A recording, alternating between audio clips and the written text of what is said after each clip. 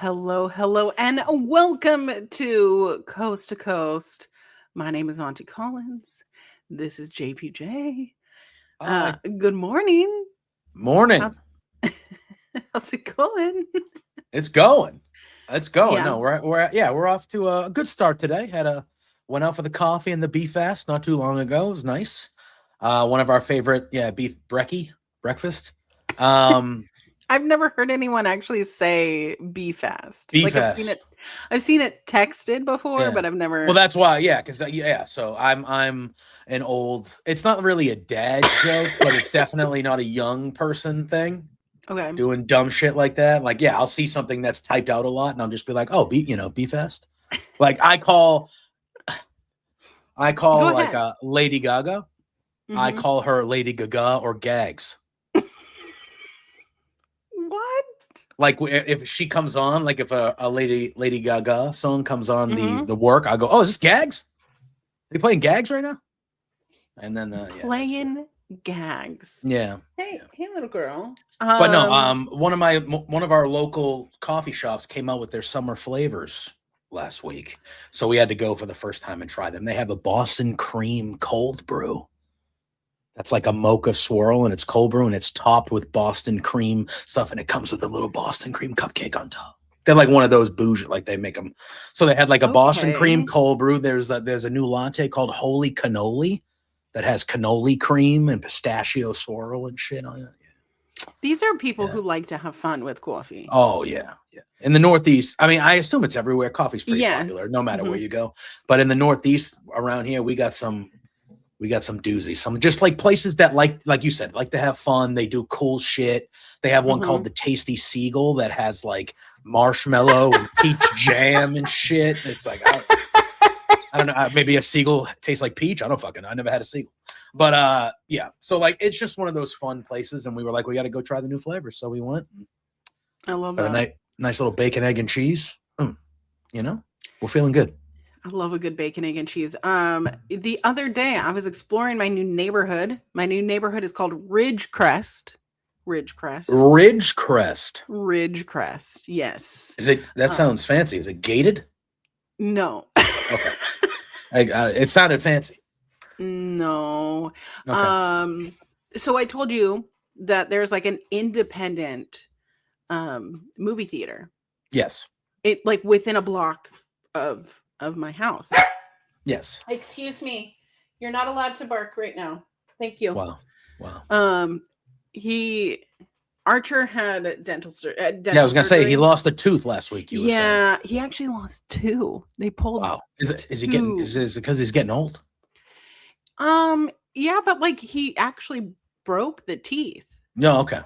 And the Going one too was hard. next to it. So yeah, he's going too hard. Dogs coming off of anesthesia is premium content. I bet. highly recommend that. Anyways, so there's an independent movie theater. Well, across from it is like a series of shops, right? Nice. So there's a 7-Eleven, which is like the anchor of these shops, which Yeah, is of course. like Yeah, you need the trademark thing that everybody knows, and then you have the other things around it. Exactly. But there's a dog bakery. Oh fuck yeah! I love a pet bakery. I always go in there. It's called Seattle Barkery. Tremendous. I love it.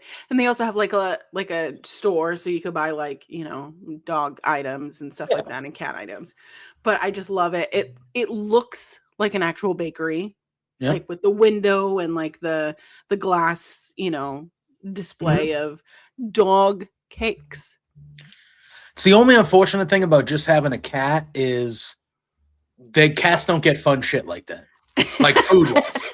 Like every time I go to the pet store and I get stuff for Lou, when I'm going to the checkout line, there's always like the cookies and the fancy looking things, and it's all for dogs because cats have a very kind of direct, very narrow-minded food, so that's unfortunate. I would love to get Lou a cake, see him mowing it and be like, oh, look at him. But yeah, I mean, you could make it, but it might be like made of salmon or like made of tuna. Lou loves. All right, you love salmon. Oh my god, he goes nuts. When I give him the treats, he likes all treats, but when I get the salmon, it's like he's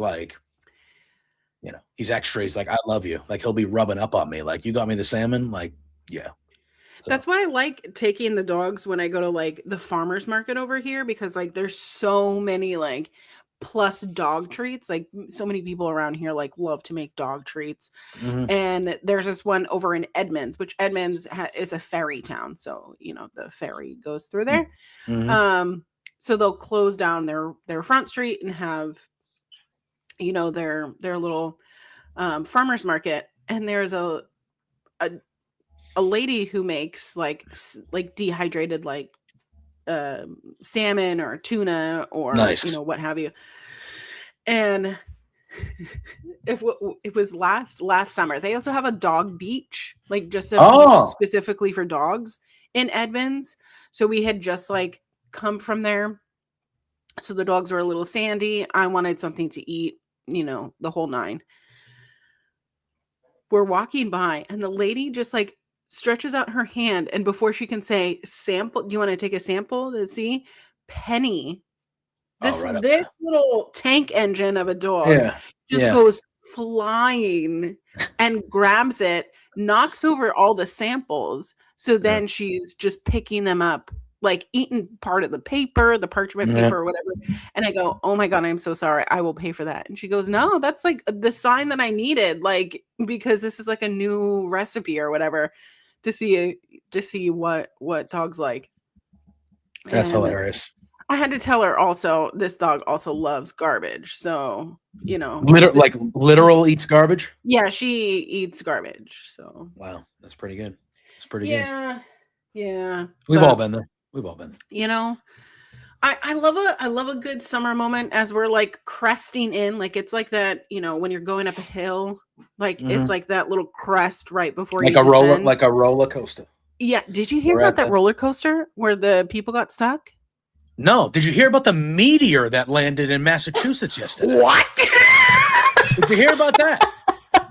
Because we had an explosion sound in the midday. I didn't feel the rumble, but half the state felt a rumble.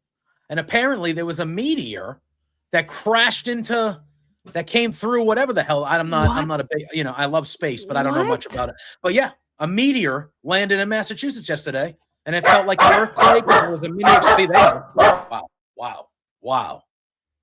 Now, is that them arguing with each other? Was that what that was? I don't know why they bark. I don't know. But yes, a meteor landed in Massachusetts yesterday. Googs it. Wow. She's yelling at him. Googs it. A meteor, literally. Uh-oh. Oh, she's removing him. Oh, boy. Yep. Here we go. You ready for this? I'm going to do play-by-play. She's screaming, get out of the room. She's like, get out of the room. Yeah, she's pointing at him like, yeah, you get the hell out of here. He listened. The other one, though, she's staying. No, wait. Oh, wow. That dog didn't shut that door. No, I yelled at my husband. That's what I figured. I love him. Yeah, but no, a meteor. There was a meteor that crashed to Earth yesterday in Massachusetts. So that happened.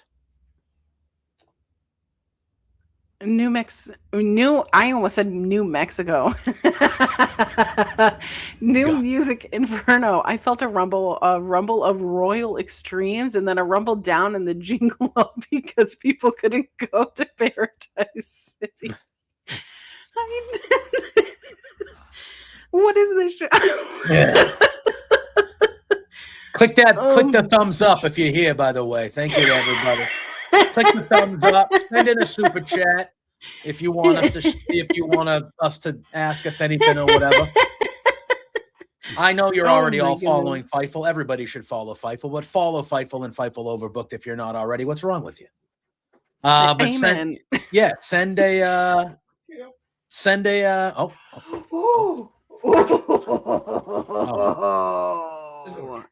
I got a Diet. That's a crispy Diet Coke. It's a morning Coke. Yeah. Okay. I don't drink Coke or Pep. I don't drink. I think at all. I've had less than 5 Cokes in my life. I think it's repulsive and disgusting ever since I was a child. So you've never had an espresso Dr. Pepper? No, I don't get the Dr. Pepper thing either. I would say Dr. Pepper is better Right. better than Coke or Pepsi for me, flavor wise. But I don't get. I know I'm in the minority. I feel, but I don't. Yeah, I don't you are. understand. It tastes like cough medicine to me. It like tastes like Cough medicine. medicine? Yeah, Dr. Pepper tastes like cough medicine soda. What flavor is it supposed to be? Like if you had to pick it, like Coke is supposed to be caramel, right? Like that's kind of the vibe for Coke is a caramel soda. It's based on the 26 flavors. Dr. Pepper? Yeah. So what? 26 flavors of what?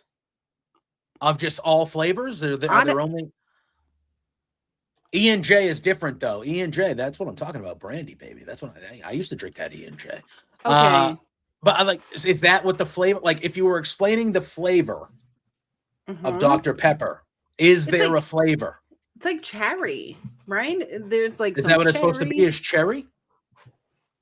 I mean, because to me, it tastes like Robitussin. Now that technically is cherry. It's all right. I am looking up currently. What are the? Oh, it's 23 fruit and spice flavors. Fruit and spices. Mm-hmm. Yeah. Mm-hmm. Yeah. I mean, look, I've never really been much of a soda person in general. When I was a kid, I loved Sunkist. I was a big orange soda guy. I do like a good root beer. I think cream soda is also delicious. But that's about it. But I don't drink. I'll probably have less than a handful of sodas a year. So according to the Dr. Pepper website, the 23 flavors are cola, cherry, licorice, amaretto. I love amaretto. Blackberry, apricot, caramel, pepper, anise, sarsaparilla, ginger, molasses, lemon, plum, orange, nutmeg, cardamom, allspice, coriander, juniper, birch, and prickly ash. Okay. Yep. Okay. That's fine. There's things in there I like. I love plums. Yeah. I love a good plum. Mm-hmm. I like a dried apricot. Dried. I don't like not regular apricot's fine, but dried apricots are very good. Yeah, I mean, all right. What happened there? Did somebody mess up a recipe and they tried it and it was like, oh, this is actually really good. This is not a Dr. Pepper podcast. I don't know. I just can't believe that somebody went into the lab and was like, guys, I got an idea. Here's 23. Oh, there's all this shit. This will all taste good. You know what I mean? Honestly, chemists are weird. If you've ever met like an actual chemist or a food chemist, they are fucking weird because they will eat something and go, you know what this would be great with? It's like those people that was it 2 summers ago? They took watermelon and mustard. Watermelon what is it? Yeah. You dip your watermelon in mustard. No. I will not do that. And I love both. It's really good. I don't doubt it. I love both of those things. Mm-hmm. No, I'm not doing it. Okay. So Dr. Pepper was formulated by a Brooklyn-born pharmacist. Of course. So, all right. Well, if it's a pharmacist, then yeah, then that person was probably just throwing a bunch of crap together and trying it out, and then they were like, "Ooh, I found it." That person probably got rich. I hope so. You know, you can never say these days, but I do have to say, so yesterday I went and visited like a little coffee stand that I've seen on the TikToks called Noli Coffee. This is like, do you have them? That they're just like little shacks on like the side of like major roads, right? Yeah. And this girl worked in corporate America and then decided one day, hey, I don't want to do this. I want to open up a coffee stand with my husband. So that's what she did. And she does a series on TikTok called something flop. Dang it. What is it called? I can't flop or like something like that, where it's like, this is everything that she has is this coffee stand. She put all of her money into it. Yeah. And she's like, I'm turning to social media because my first day that I opened, I had one customer. My second day, I had one customer.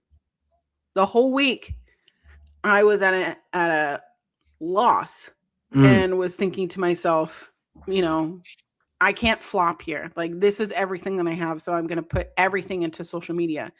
And so she just does a lot of like social media content, interacts a lot with people online. And she makes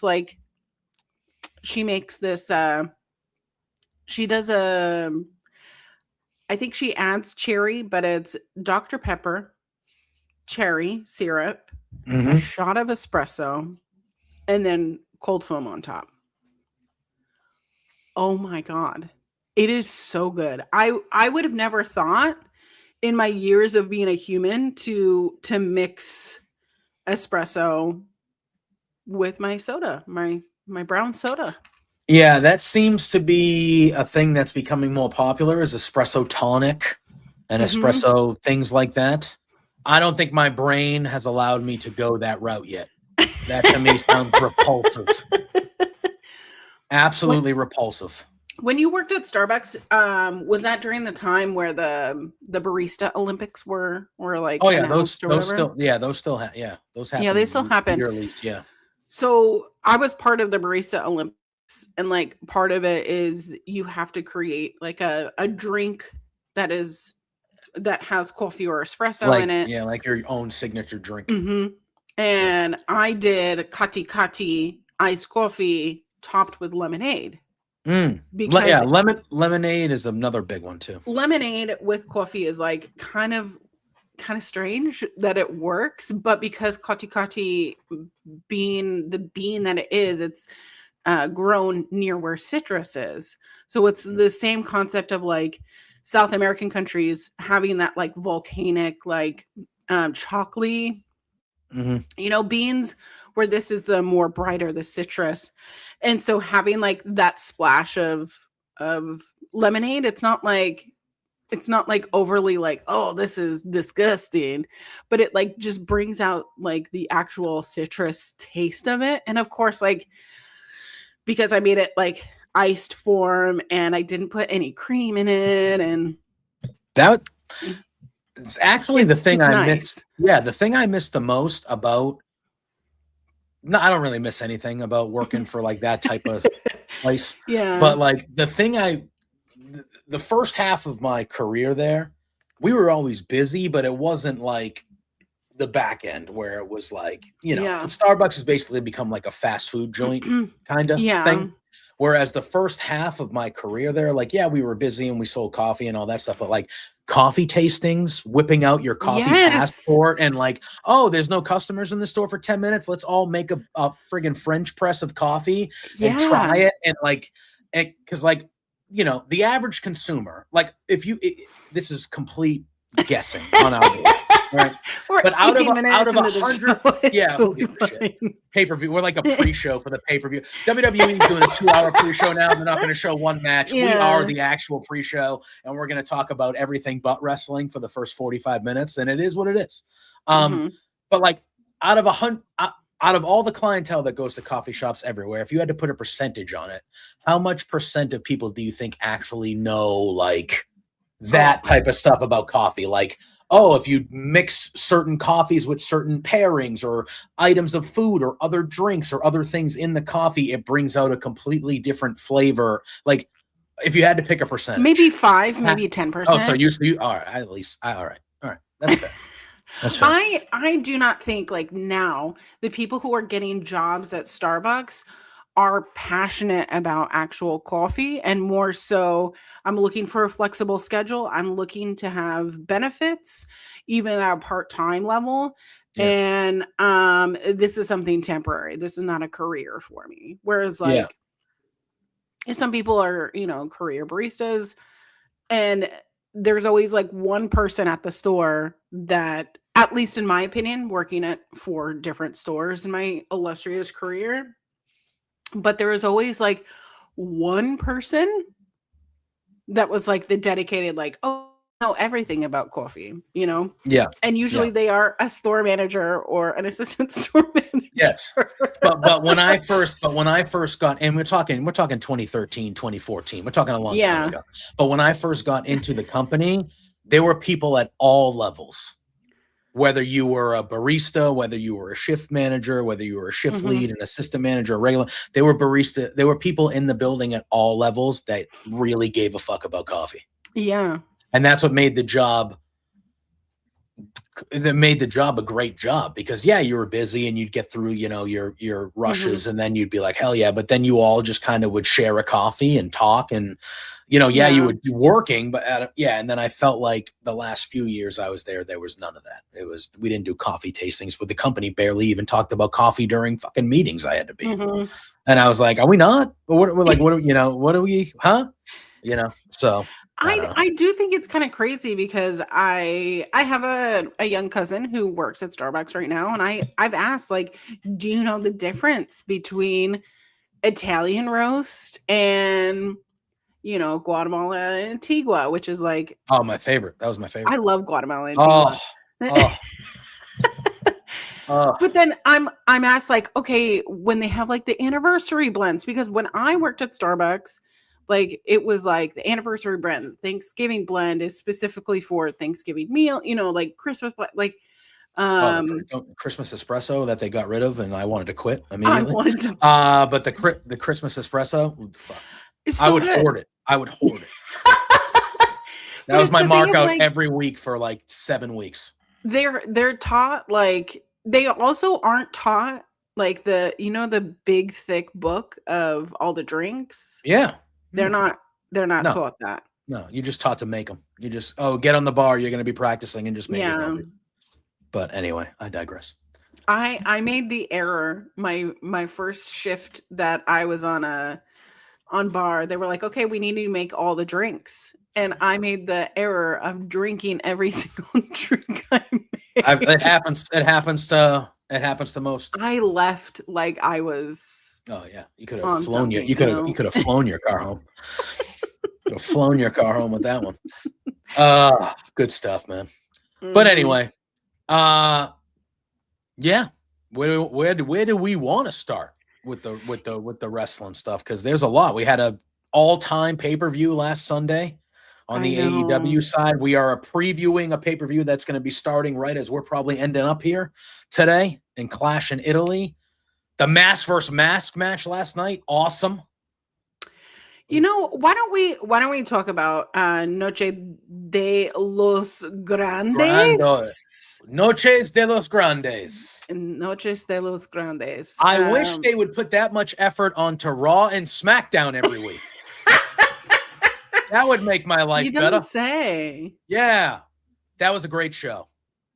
Triple A is very good. That and NXT are really, for me, the things that, I obviously watch Raw and SmackDown that are holding the glue too. But like yeah. And NXT is going through not a rough patch, but they're trying to figure out their top stars now because the main roster's taken all of them. Right.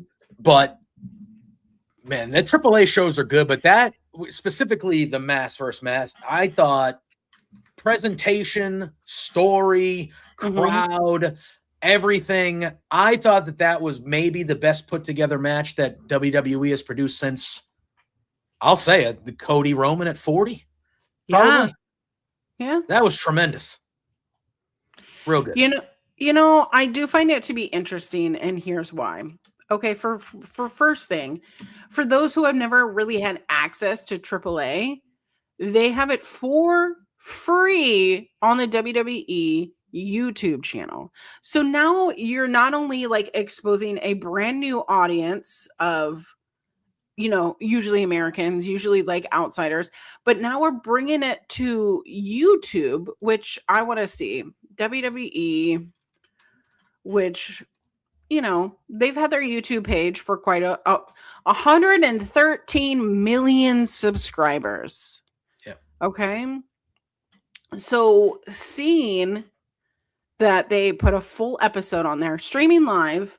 I think it got over 1 million views already. It has 1.3 million views. So there's so many new eyes on Trip. I mean, I didn't really have access to AAA, so it's like I've only really watched like Triple Mania, especially when like Kenny Omega was on. Yeah, for sure. But like I haven't really gone out of my way to watch AAA, and now it is for free access worldwide, or and wherever they do it once a month too. They like last night was a special like show, but they at least show like one of their regular shows once a month on YouTube. It's usually on a Friday night, which is incredible. I mean, there weren't the commercials that usually come with a WWE pay-per-view. They did pause to have like a little QR code on the screen that's like, hey, buy the merch, which like sure, do that. But I thought that the show itself, being for just over 2 hours of a show, was really nicely paced. The crowd was freaking amazing. I don't think that people in the United States really give Mexico the credit that it deserves, because that was a packed stadium. They were that whole main event. I mean, the whole night really, but that whole main event, that crowd was spectacular. Attendance was sold out at Arena Monterrey, which over 12,000, which that is huge for a AAA show. The capacity of that place is 17,000. But depending on how they're situating things and what they're blocking off for the entrances, which I mean, it looked like a really great show. So, and you can tell, I haven't watched a ton of AAA shows in my life, so I'm not going to sit here like I'm an expert, but you can tell it is more WWE'd nowadays, but they still stay true to a lot of the Lucha Libre style, which I think is why the Mexican fans are still, they haven't turned, it's still, and credit where credit is due. Yes, I think they have a big 6-woman. Bailey's fighting next week. Yeah, Bailey's a big 6-woman tag. Thank you, Peggy. Love Peggy. Credit to Chad Gable and Ludwig Kaiser, because this was a joke. Like, this was a joke character. Right. Like, this was supposed to be some mid-card joke, stupid fodder. That's what it was. That's what it was. I agree. And Chad Gable's excellent. And don't get me wrong, the vibe of the character definitely shifted when he got hurt and Kaiser took over. Right. Definitely shifted. But that's what this was supposed to be. It was supposed to be some, like I said, mid-card, jokey comedy character. And they turned this into him and Kaiser both, like, because Kaiser seemed to, when he took over, he really, when he was down in Mexico, embraced, like, he's a hero down there. Like, they fucking love that Grande Americano down there. And he's embraced it. I don't know if you saw, like, the footage of, like, they had a parade for him the day before, and he was, like, crying and shit. Like, I'm just like, what? And I'm sitting here. And I'm looking at it and I'm going, if I'm Ludwig Kaiser, I'm never leaving. I'm just telling WWE, hey, I'm living down here. I want to be here. Because he is never gonna be treated that way here. No way. There is no place in the TV shows of WWE where that guy is gonna come even remotely close to what happened last night. Even remotely close. So he just needs to. If I'm him, I'm like, I'm going to be your AAA guy. I'm here. He's going to be mega champion. He's going to be, he's Bruno Sammartino. He's going to be Bruno Sammartino. Like that. He's unbelievable. Yeah. But it was just, they turned this little joke bullshit thing that was going to probably be like a second match on, Great Balls of Fire next year or something like that. And they turned it into this. Selling out an arena. 1 million views in less than 12 hours. Like, That's nuts, man. And the crowd stayed. You know what I mean? Yeah. Like the crowd stayed for this silly like thing that like for what it started out to be, you know?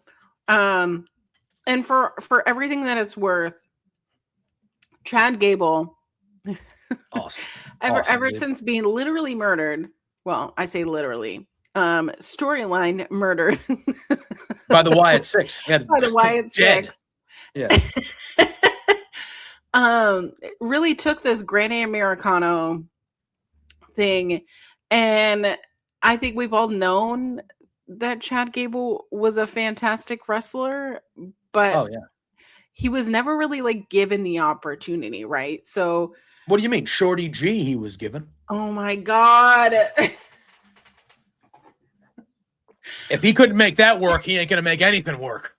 I forgot about Shorty G. Oh my God. I think we've all tried. I think we've all tried to. Oh my God. Oh. What a painful time. But like, do people forget that like Chad Gable is like a literal Olympic athlete? Yeah, like an Olympian. Like he I thought they had good stuff with him and Sammy, and he turned heel on Sammy. I thought that was really good. And then and again, he's been injured, like he's had some bad luck with injuries and stuff like that. So it's not, you know, most of it is booking, as are most things in WWE. But like there has been some bad luck in there as well. But we saw and somebody, Clown said it in the chat, like this whole thing started because of an injury. If Chad Gable doesn't get hurt, Grande Americano might not even be a thing. Right. It's been years now. It's been like 2 years since it's been happening. Yeah. But he got hurt and Kaiser stepped in and it just kind of became this thing. And Peggy said they announced the SmackDown and Raw in Mexico in September. So maybe they do throw a pay-per-view or they throw a Saturday night's main event that weekend as well. Thank God. Yeah, like I will knock WWE about a lot of things. One of the things I will not knock them is the way that they have kind of spread out their international dates. Like we're in Italy today. That's why it's happening at 2 p.m. I think that that's cool. Obviously, as an American, I would like some more big events to happen, you know, in America, like near Boston, so I can go to some, you know, more. Yeah. But other than that, like I love them going. I love them going. Hey, we haven't listened. Knock on wood. We haven't gotten a pay-per-view in years. We're overdue. But I love them going to Italy, Scotland, Mexico. Them going everywhere because those are passionate. As we've seen, those are passionate fan bases that have been waiting a long time. That Puerto Rican crowd. Oh my God! With the Bad Bunny entrance, that's still like a top 5 WWE moment for me. That Bad Bunny, like I'm getting goosebumps. Like you know, that type of stuff. The crowd in Italy when they were there last time with the singing for AJ Styles and shit like that. That doesn't happen. The international crowds are very special. Correct. But I mean, 33 minutes for a AAA main event. With Ludwig Kaiser defeating the original El Grande, and he was unmatched.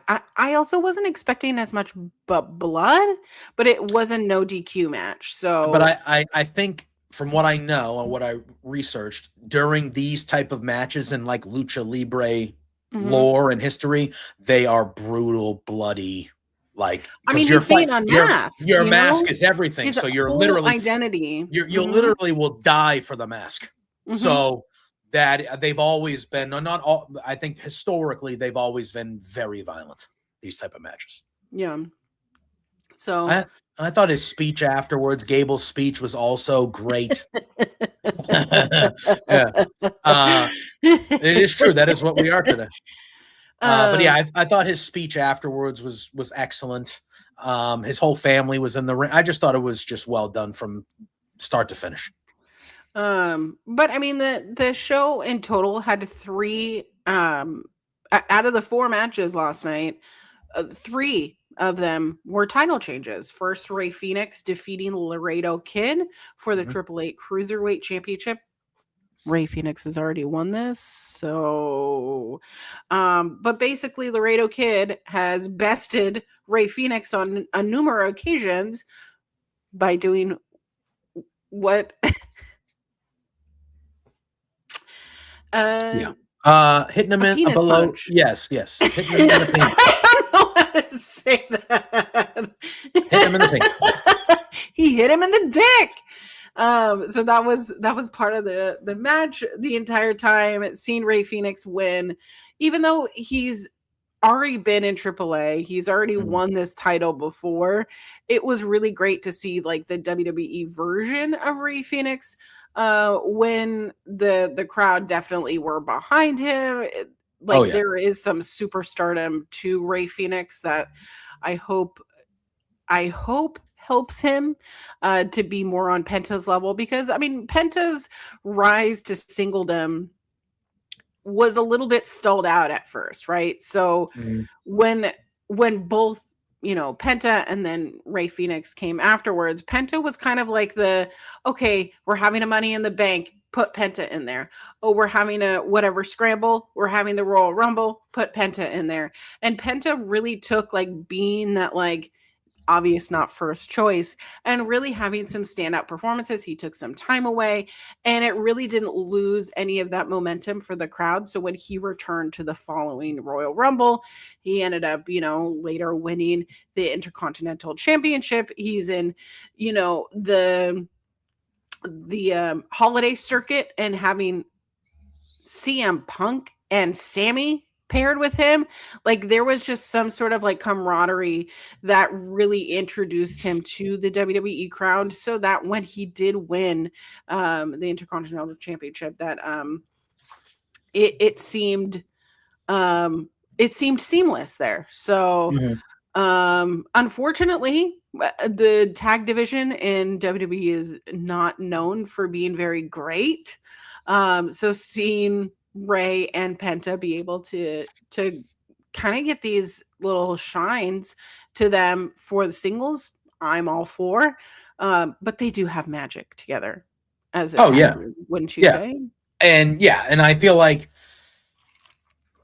I would like to see them paired sooner or later. I understand that Penta was kind of like, you know, took off like a rocket ship. So I get it. And I'm not upset that Penta is where he is. He deserves that. He's great. He's one of the best in the world. But you hear first of all, you fire two of the all-time legendary tag teams. And then a week later, there's a report that comes out that says WWE is looking to bolster their tag team division. Okay, well, sounds kind of counterintuitive if you ask me. But regardless of that, wouldn't just putting those two guys together, that would automatically give you probably your most popular tag team in the company upon matching them up. Right. And not only most popular, they would automatically probably be the top, if not one of the top tag team. Like, you know, you're bringing Enzo and Cass back, which I'm cool with. I'm cool with them coming back. That's great. They were over as hell. Cool. You know, you bringing them back, the rumor is maybe pairing these two guys up seems like a no-brainer.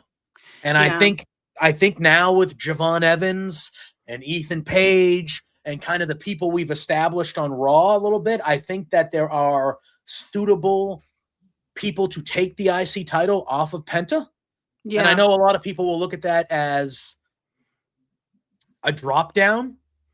But I feel like if he's losing the IC title to pair up with Ray to be the Lucha Brothers, I don't view that as I mean, obviously WWE would have to book.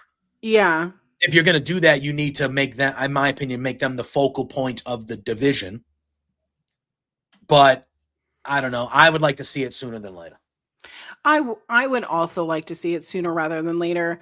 I mean, I am a tag team mark over here. I love a good tag team. I love, you know, wrestling when there is a stipulation. So having tag teams have to coexist and work together ultimately is my goal. I was never someone from New Jersey. Guess what? I'm not that into Enzo more. That's fair. That's fair. Rumor has it he'll be down in NXT. Yeah, that's what they're saying. fucking weird because it's been 10 years since he went to NXT and they're all kind of young over there and he's not any younger than when he's there. Like he's just I think the men's division down there needs some star power. And I think if he comes back, he's probably going to be, he was super, not towards the end, but he was, when that scene when it was on a Raw, I think, where they did the thing where his mic cut out or he didn't have a mic and he just put his hand up and the whole arena recited what he did with Enzo and Cass with him without a mic. I was like, bro, like, come on. That's a level of over that is, I don't know why you would bring him back. Maybe they're waiting on Bill. Maybe there's a contract there. I'm not sure. But I wouldn't even bring him back until you knew you had in my opinion. No, you have the tag team good to go and bring him back as a tag team. I wouldn't bring him back.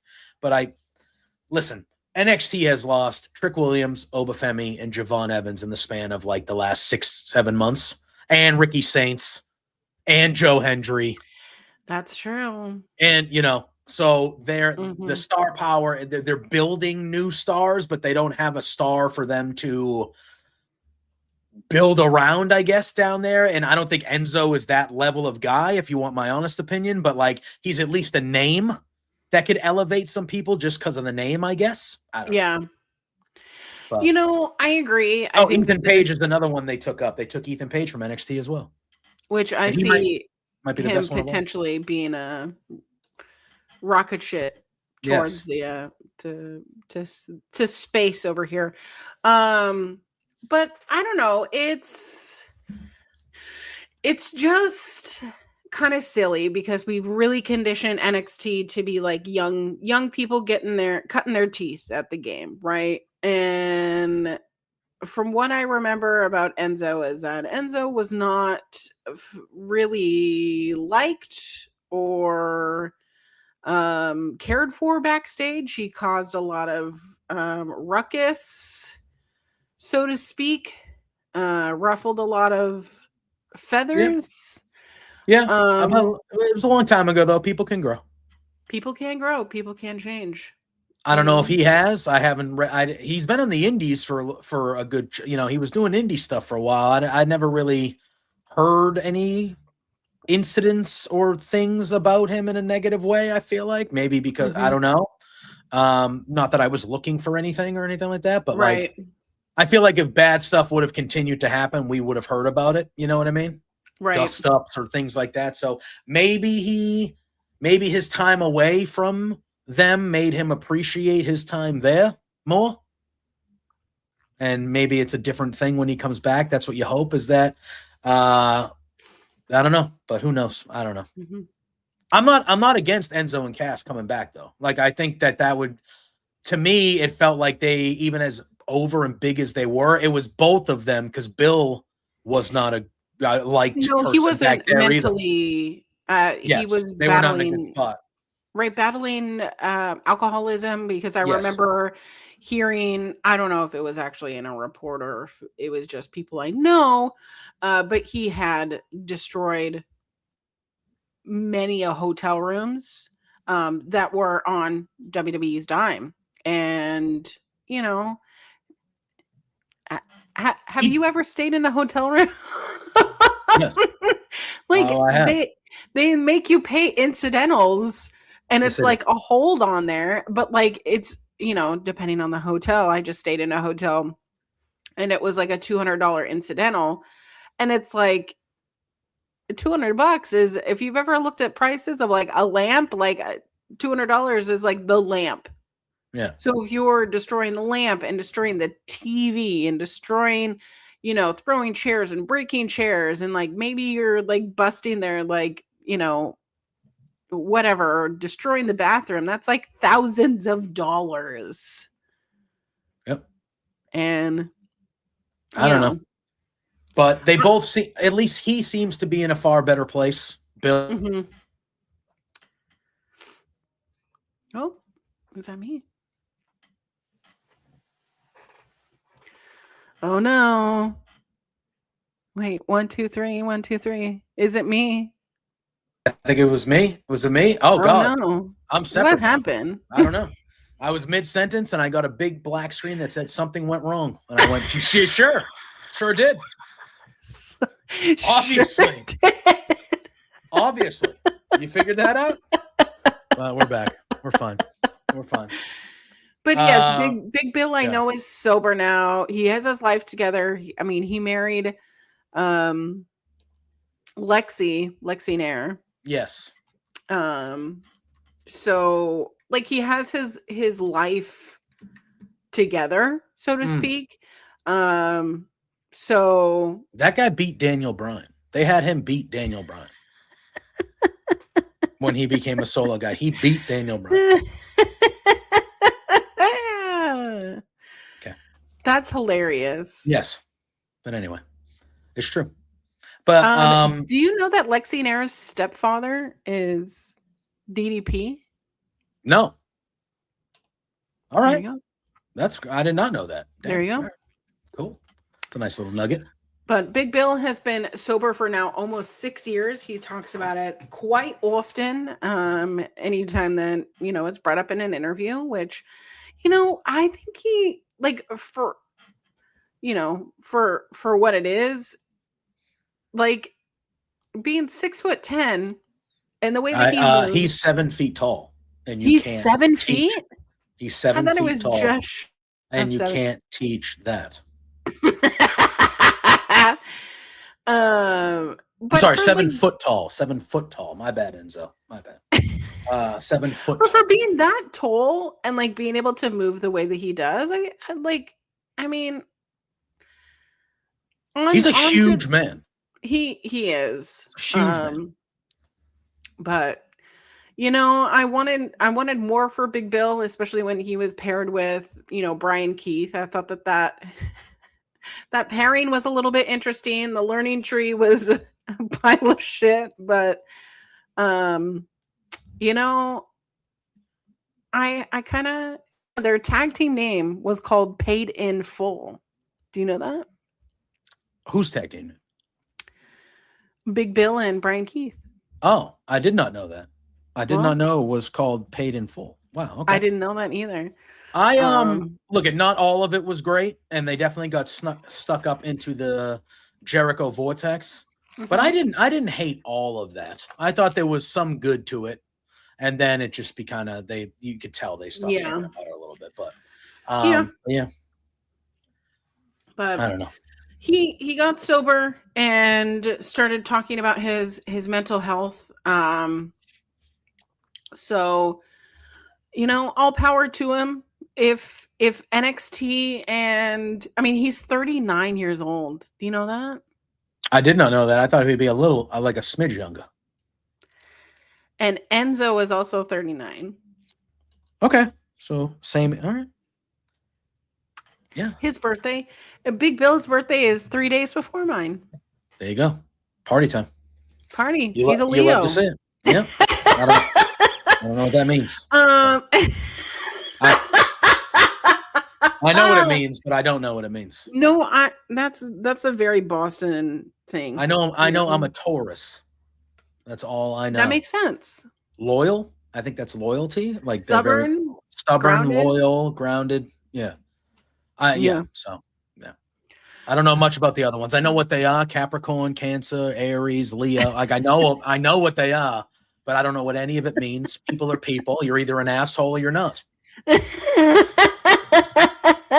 So I'm guessing you don't know like your rising and I don't even know what that. Yeah, no.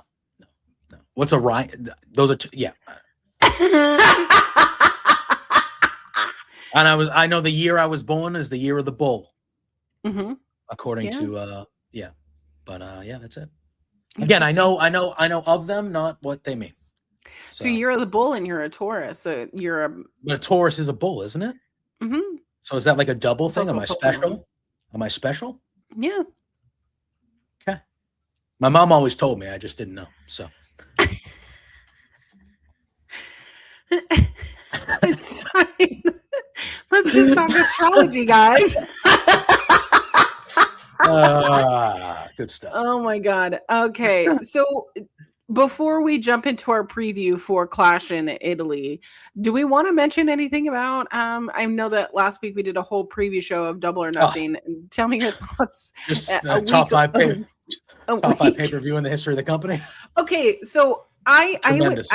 I think that Double or Nothing for me has like always been like the WrestleMania equivalent or whatever, even though All in probably is now. is the origin, yeah, it probably is now, but I feel the same, by the way.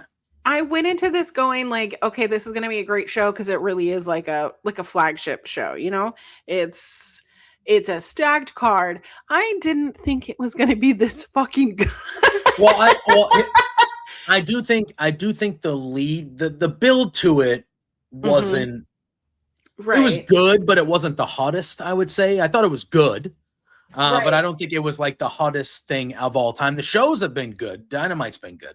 Right. And but you looked at the card and you were like, okay, well, Takeshita Okada, you saw that, you were like Joe and Will, Swerve and Bandito, MJF and Max, the 4-way. Like, you looked at the card and you were like, there's no way this is not gonna be good.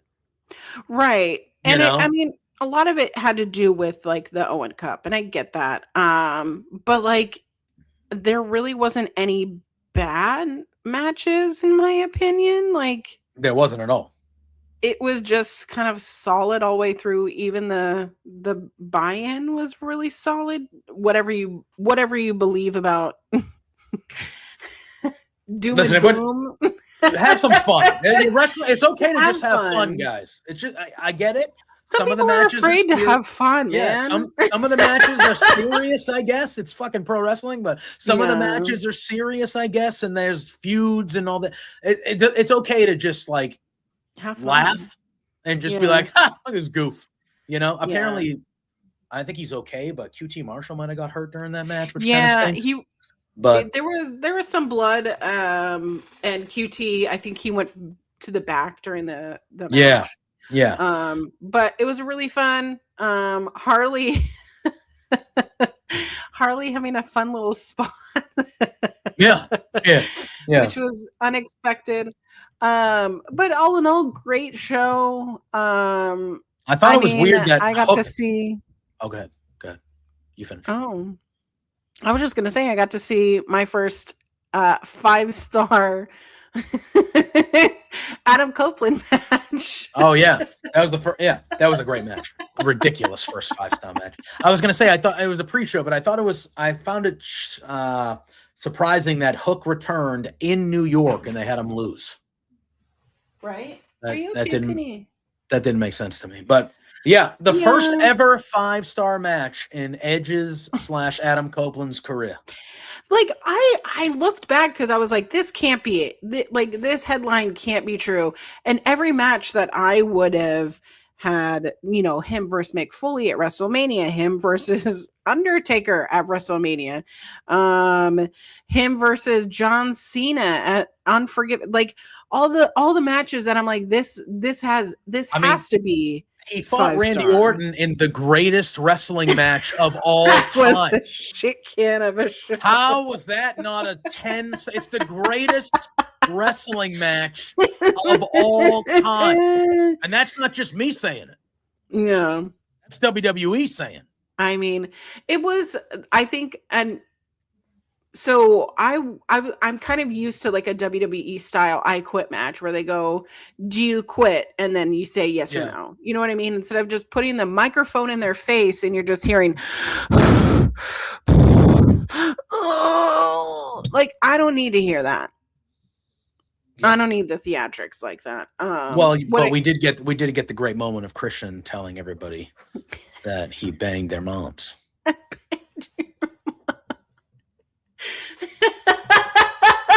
So there was that. Honestly, fair. His arm is never going to heal. Yeah, never. What they are doing to that? How is his arm still on his body? Because they did the cinder block thing during the match, and then on Wednesday night, the dogs they stepped on it, and the step. Mm-hmm. That arm's going to be broken for the rest of his life. I thought it was a great I Quit match, though. It was very good. Beth Phoenix, Beth Copeland, whatever they're calling her. Yeah. She was fucking awesome. Looked great. Looked fantastic. It was so good. And that's not the first slimy bald guy that she's had to take care of. The flaming table spot was really great. It was one of those things of, they've got fire out and Stokely's going to go through it because Stokely was wearing the most amount of clothes. But it was really great and a really great fun on how to get there. So 19 minutes, not too long, not too short. No. So you're telling me that the New York Athletic Commission is like, you better not bleed. You better not blade or bleed. Oh, you want to put someone through fire? Oh, that's cool. Yeah, you can let someone. Totally cool. Yeah, that's good. You can do that. That's all good.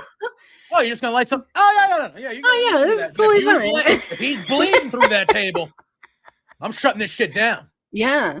Ridiculous. Anyway. Mike over here saying flaming tables and McFoley in the same building. We didn't even just step on the fact that he's all elite. He's all elite. Yeah. Do you think we're gonna see him in a last match? No, I hope not. I don't think it's necessary. I can see him getting physical in a match to do the sock, I'm okay with that. I would be okay. Not really like an authority figure, but if he had some sort of role on the show, especially with Max. I mean, we're going to get there, but especially with Max now being the champion, because I thought Max popping on the pre-show to end it and having that confrontation with Mick was good stuff. I thought that was good stuff. I don't think I need to see them wrestle. Obviously, if he wants to do it and he feels like he can do it, I feel like Mick's respect for the business, he would have a certain level that he would know he would have to perform at to do it. Like, he doesn't seem like a money grab type of guy to me. He just doesn't. Right. But I would like to see him and MJF at each other's throats more. Like, I would again, not really commissioner or but I would love Mick Foley to just be around to fuck with Max. Does that make sense? Yeah. I think that would be tremendous. Especially if Max as the champ, Mick's just showing up all the time and annoying him and fucking with him. Max just is furious. Like, I think that would be great television. I would be into that. So, but I mean, there's so many matches to go over. I mean, Takeshita defeating Okada. What did you think of that? Like, it went from I'm sitting here crying on this day. I see clearly. It was emotional though. Champion. I'm sobbing. It was emotional. Yeah, it was very emotional seeing them with the belts again. And then we did not lose momentum. We go into another 19-minute match of Okada losing the international championship to Takeshita. Literally blow for blow, Takeshita using the fucking Rainmaker on Okada. Yeah. This was so good. The entire match itself was just they didn't lose steam. There was no lagging part of the match. It was just all gas, no brakes. I felt like it was probably the best Okada match in AEW. It's up. I mean, yeah, it's definitely up there. This was so good. And I think we kind of all expected it to be, and it literally exceeded expectations. The whole match was great, like you said, Greg. Thank you, sir. Hey, Gims. Hope you're doing well. Love you, Greg. You're a gem of a human. That is true. Hope you're not melting over there in Pittsburgh. No, I love this match. It was my second favorite match on the show. This was, I knew this match was going to be great, and it was great. And I'm happy Takeshita won to have his moment. We saw what happened after the match, which I'm sure we'll talk about. But this was tremendous. Okada had his prime Okada boots on, and Dave said it felt like a G. It felt like a New Japan match. Yeah, it felt like a New Japan match. You know, they definitely booked it to have that New Japan feel to it. And this was tremendous. A lot of people saying it was the best match on the show. I can't argue that. I just had one that I loved a little bit more, but this was the crowd was really receptive to like the little breaks that they would do. They would set up another sequence, little breaks. Everyone is on their feet. This is awesome chants. But Takeshita, I think the moment that Takeshita hit that Rainmaker on Okada, like his own medicine into it after the entire match of Okada not being successfully able to get the Rainmaker in, like it would be attempted, there would be counters, all the things.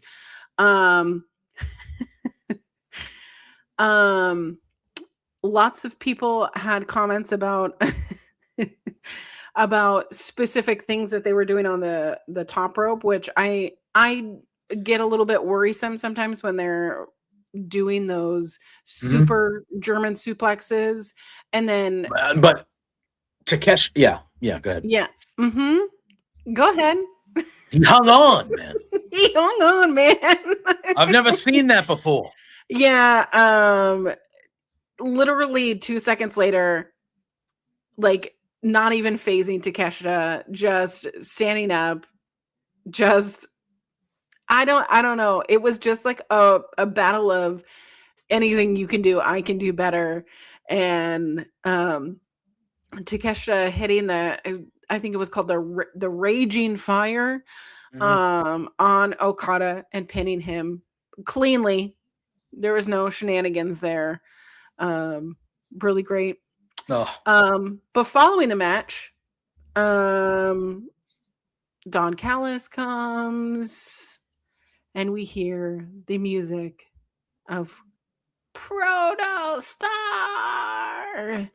Kyle Fletcher has returned from injury and he comes out and you see the Don Callis family behind Okada and you think that Kyle Fletcher is going to defend. However, we see Kyle Fletcher turn on his boyfriend. Is it really a turn, though? You think that their love has always been tainted? No, not necessarily. But I don't consider that. Kyle Fletcher has always been in the Don Callis family. So I don't think I don't consider it. I mean, I would say think that Kyle Fletcher always loved the Don Callis family more than he loved Takeshita. Yeah, Don Callis family gave him championships and success and things. Absolutely same. Absolutely same. I was not expecting Fletcher to be back this early. He looked like $1 million as he always does. But I didn't believe for once the whole time, even when he was hugging Takeshi, I was like, nope. Nope.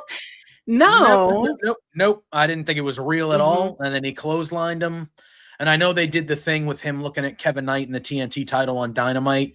I think going for the title with Takeshita, this is the route for him. I think him and Takeshita can have a series of matches here that are going to be unbelievable. I think we need to like really identify this because like end of March, Takeshita sustained a meniscus injury, right? Undisclosed for a while, comes out saying that he also fractured his ankle and tibia.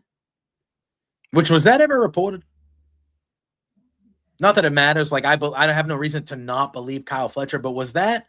I feel like I only heard about it was okay. Per Fightful, Jeremy Lambert, May 26, 2026. Okay, good. All right, that's fine. Yeah. That's crazy for him to be back that quickly. Oh, bless you. Wow. Sorry. Okay. I do have tissues over here. It was crazy for him to be back that quickly. And on Dynamite, he said he's 100% cleared, ready to go. So it's not like he just came back and he's going to be ready in a few weeks. Like, he came back and he's ready to go, which is all gas, no brakes. Yeah, we're going to be saying that a lot today because we're going to be talking about that a little later too. But like, Is it the performance enhancement supplements that helps you recover from an injury like that? Like, I don't know. No, I just think he's a freak. when you're at that level of that was only 2 months ago. You know what I mean? Yeah, but like again, it's happened before. It's special guys do special shit. You know what I mean? And I feel like John Cena came back from a torn pec in 4 months, or like that's 3 months when it was supposed to be 9. You know what I mean? Like, which is insane. I just feel like if you're dedicated and you're that level of human athlete, it doesn't necessarily have to be an athlete, but if you're that level of human and you're dedicated, he was probably like, I'm coming back as soon as I can. And once he was given the okay that he could like stretch and like do therapy, whatever, he was probably balls to the wall about it until he could get back as soon as possible. That's at least my thing about it. Now, fair. If you're asking me if there are things that help, but I'm not, I don't know if I don't know. I'm assuming I would be you. Now, I'm not a top of the world athlete like that, but I would, because I'm a normal schmuck, I would be taking anything I could. Like, I would be like, oh, I'm going to be on the shelf for 8 months. All right, give me all your strongest stuff because I don't want to feel a thing. Ever. So, yeah, where the hell's Jay White? It's going to hit like crack when he returns. When is that, though? He's been out a while. Do you think that he is healed now? I think that his injury was more severe than just a tear, right? Yeah, but it's been a long time. It's been a long time. So, if he's not cleared, I would hope he's got to be close. I feel like this has been, it's not a year. It's not a year, is it? It's been a year because he was supposed to be in the Owen Hart Cup last year. Oh, yeah, and he had to bow out, right? So, that's a year. That's a long time for it. And don't get me wrong, some injuries, they do take that much. Bianca Belair had over a finger injury, was out for almost a year. Clown same. But we know that Jay White has had some shoulder stuff that he's 33. Like, he's young enough to like regrow, whatever needs to be regrown, but he's not Salamander where like if he cut his arm off, he'll regrow. Yeah, I agree. In my opinion, he is one of the best wrestlers. But his injury was serious enough. And I remember like down at this could be kayfabe, but like during the retirement portion of what is that show called? Wrestle Kingdom. When he came out, it was said that like he thought that he was going to be cleared then and had a major setback. Yep. Well, it happens. We saw with, Santos Escobar was injured, had surgery, and then had to have a second surgery, and now he's going to be out for. It happens. Unfortunately, you get the okay to start training, maybe, and. Y'all never go to Squared Circle Reddit because I'm over here. I'm going, okay, someone, is asking any word on the Jay White return. And the first top comment is, the hand injury has been at work the whole time. Turns out Jay White is pregnant. Oh. Reddit is so unserious. Yeah. The internet is, when you think about it, is very That's why I think I handle most of the bullshit well. I'll go at people. Yeah. If you follow me on Twitter, you'll see me like every so often I'll just go at people and have like fun just shitting on people for a few hours because it's just fun to do. But like the internet is a very unserious place. It's and so like I don't know. I see certain things and I'm just able to be like, you're not fucking real. So I don't really care. Like it's not, There are people that dedicate their entire time to like criticize Dave Meltzer's star rating. They're like, I don't think that match should have gotten 4 out of 5 stars. Like, I thought that it should have gotten 5 stars. You know, all these things. And I'm like, you are spending your time arguing about a man's opinion when you could be doing something like moving out of your mom's basement. Like, it's very bizarre. And I'm just kind of like, all right, like, it's okay to like not agree. Absolutely. Like, at the end of the day, it's his opinion. That's what he thinks. I can't stand that someone has a different opinion. Yeah, that's what he thinks. It's okay. It's not gospel. It's not, you know, it's just what he thinks. Now, he's built up a career and a history where people take what he says at a certain level. But that's because he did the work to get to that level. That's true. Okay. So it is what it is. But like, again, it's his. You are allowed to think what you think. Mm-hmm. And this is what kind of the internet, the internet has done this to people. Yeah, the internet has done this to people. But like, you are allowed to think what you think, and other people are allowed to think what they think. You don't need to wait for other people to think what you think to validate what you think. Just fucking think what you think and go on. Unless what you think is hateful and terrible, then get the fuck out of here. But like, you are allowed to think what you think, regardless of what. You don't need to find other people to validate. Like, how you feel is how you feel. And so, you know, that's you go. As easy as that. But anyway. I mean, another standout match was Athena versus Mina Shirakawa. They only gave this match 11 minutes. And it was still good, though. Still very good. Very great. Fantastic. I do think it kind of abrupt, like it was a little bit of abrupt ending for me. But let me tell you about like booking really great women's matches on a pay-per-view. Whether you believe it or not, I don't think that women get enough time. Oh, without question, it's still a major problem in AEW. It is a major problem for me. Yeah. Whereas, like him during the press conference is like, yeah, I'd like put women on Ring of Honor, and like, yeah, I make women main event the runoff of a weekly show. You know what I mean? Like he says this word salad, but I still see 11 minutes. This is the shortest match on the main card is Athena versus Mina, and I felt like it could have gone 11 more fucking minutes. The one thing I will, and again, I agree, and what we saw on Dynamite to me was way more atrocious. The women main evented, and that match was awesome. The lights out match was awesome, amazing. And they main evented, and that was great. But in a 3 hour and 20 minute plus show, besides that match, you gave me some bullshit minute and a half match that did nothing for Ty J. That did nothing for them. The crowd didn't care. I didn't care. That's all you gave me women wise, besides the great main event.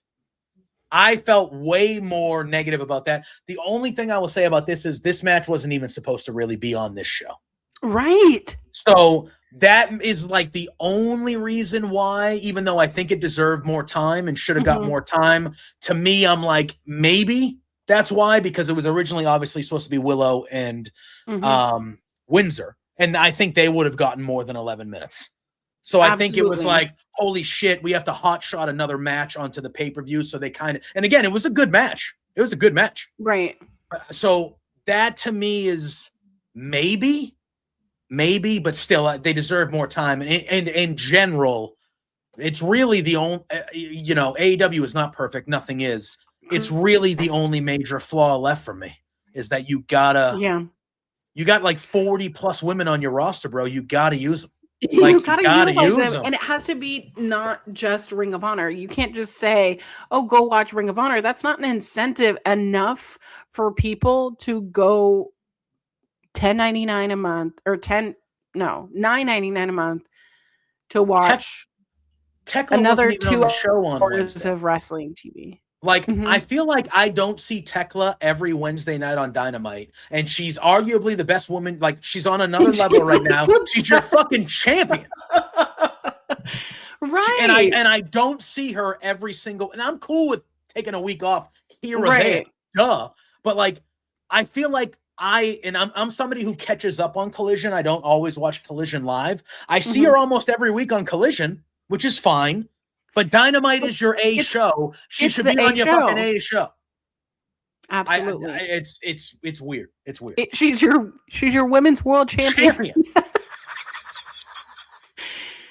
But the Athena and Mina match, like they took the fire that was the first 2 opening matches, and Mina immediately attacked Athena, like as Athena was entering the ring. So immediately, like shotgun. Do you know what a shotgun house is? Like the shotgun style house? No. Okay, so shotgun style house is a house that's basically like a giant rectangle, but like when you enter the house, you can see the back door of the house. Oh, right? Okay. All right. Yeah. So the whole concept is that you could shoot your shotgun and it'll go through the house. And it'll go through the house. Got it. Okay. What an odd concept to put on that. That just shows you America. How do we explain this? I don't know. Talk about guns. Yeah. But it's like, that's like, of all the weapons, like, I don't know anything about fucking guns, guys. I don't know anything, but it's like it was like coming into the house of your third match on your main card and just firing a fucking shotgun through the house to the backyard. And it's like, okay, we are jumped through a cannon. We are like, we have downed, 500 milligrams of caffeine. Let's keep the party going. And it was just Athena targeting the leg. And like, that was what she wanted to do. She really, she needs her opponent to be weak on their legs so that when she puts in the O face, like, that's it. And I felt like the momentum and the story being told here was really like, Mina, you couldn't beat me in Ring of Honor for my title.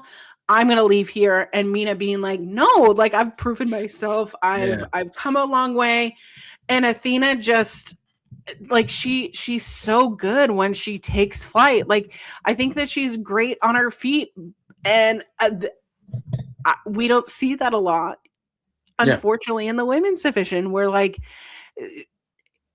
I think the equivalency would be like a Kevin Knight, where it's like, they do a lot of their wrestling elevated. They do a lot of their wrestling from the top rope. And I think that Athena really making it devastating of like, I'm not only going to out wrestle you here, I'm going to make it so that you can't stand. And I fucking love that shit. That's why Athena has been your champion for over 1,000 fucking days in Ring of Honor. Mm-hmm.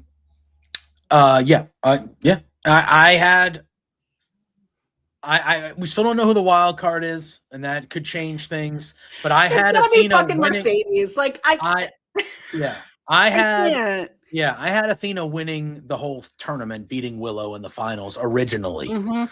So we talked about that. Yeah. Yeah. So I want to see more of Athena. I want to see her regularly again on your weekly television shows.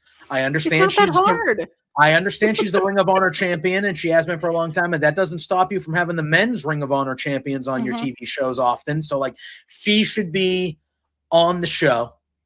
And I would like her to win this tournament, but obviously if Mercedes shows up, she's not going to. But she should. I think on that side of the bracket, she's in the final. She's making it to the final. I think we can almost all agree that she's going to be in the final. Yeah. I would find it weird if she wasn't. Yeah, so same. I just, whether, and again, you're way more in tune to Ring of Honor than I am. She's been a great Ring of Honor champion. Flaw. Yeah,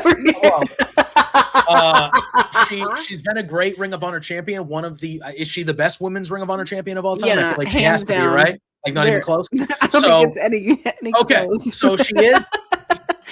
I don't know if she needs to lose the belt to get her on AEW permanently and all the time, but take the belt off her then. Have Billy beat her. She had a multi-women's match. She could have lost it to anybody without even really losing it. So, like, just whatever it takes to get her to AEW and to be in AEW permanently, that's where she needs to be. And that's how I agree. There's lots of standout women that could be your. That's happening Wednesday night, correct? The wild card. We're finding out this Wednesday. Yeah, we're finding out this Wednesday. We're also going to hear about the TBS Championship, World which was title last match, night. TNT title match, a big show. All of the things. But we got a lot of things. Got a lot of things coming up in the pipeline. Summer is about to be AEW summer. You know. Hell yeah, we love it. That new pay-per-view they announced in July in Montreal. Which AEW Rebellion. The only month that doesn't have a pay-per-view. Redemption.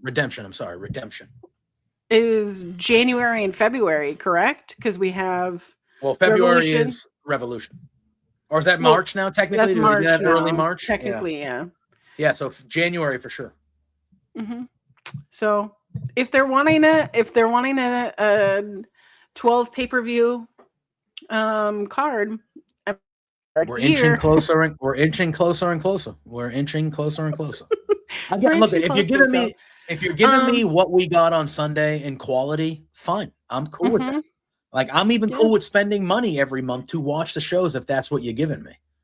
So listen, they got to do something because they have so many storylines that are going on, and there are constantly people who are getting injured or need to leave for whatever reason, or contracts are up. Like, they have to have things moving and going, and plan B, plan C, mixture of plan B and C, like we got to keep going. So